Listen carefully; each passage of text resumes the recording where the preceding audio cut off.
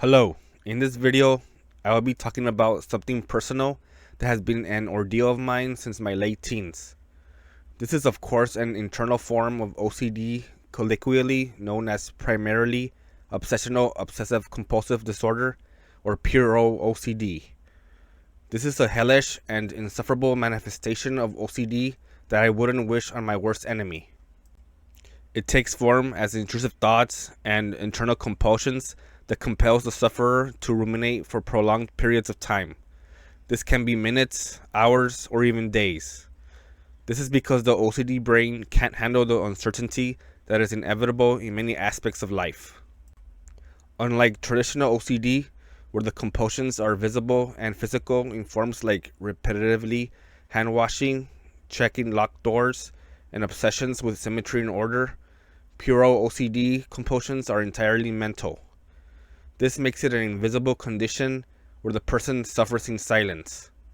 People with pure OCD may seem normal and high functioning to others, but in fact, we are enduring an extreme condition that affects and ruins so many aspects of our lives. The intrusive thoughts that OCD manifests can be about anything in human knowledge and imagination. Mostly the pure thoughts latch on to what the sufferer greatly values in their identity and morals, or just whatever comes to the mind or attention.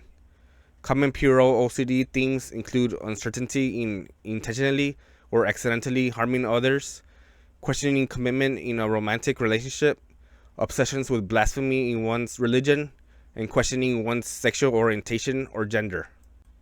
There are of course a seemingly infinite number of thoughts and themes that the human mind can conjure up. There are approximately 1% of pure OCD sufferers in the US and 2 to 3% of OCD sufferers as a whole, which largely includes traditional OCD. That is literally millions of people affected by this diabolical disorder. My personal intrusive thoughts and themes will be undisclosed because frankly, I find them embarrassing and humorous. This doesn't change the fact that they cause me a great amount of daily pain and incapacitation. An even lesser known fact about pure OCD that I experience is that it can manifest into psychosomatic pain. This is when the mind and body are so intertwined that when the OCD brain is stuck in thoughts and compulsions, it gives the sufferer sensations of burning and aching pain. These feelings manifest mostly in the head, but can also be felt throughout the rest of the body too. At this point, this serious and severe mental disorder is not strictly mental, but a physical illness as well.